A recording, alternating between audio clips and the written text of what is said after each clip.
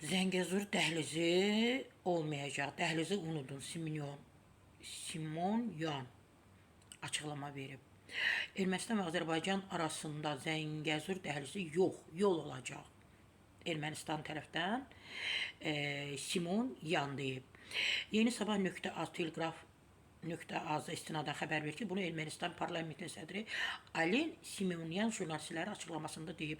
Spiker jurnalistlərin Zəngəzur dəhlizi ilə bağlı sualına belə cavab verib. Zəngəzur dəhlizini unudun, dəhliz yox, yol olacaq. Təbii ki, o yol da bizim yoldur. Biz bu barədə danışmışıq. Onun hüquqi tənzimləmələri barədə, yəni dəfələrlə danışmışıq, vurğulamışıq, xəbər vermişik, informasiya çatdırmışıq. Təbii ki, Zəngəzur bizimdir. Oradan ola bilər ki, biz onlara kiçicik bir yol verək. Amma Zəngəzur dəhlizi onların ola bilməz. Sarı Səfra Bahadurdan məhz bu qədər.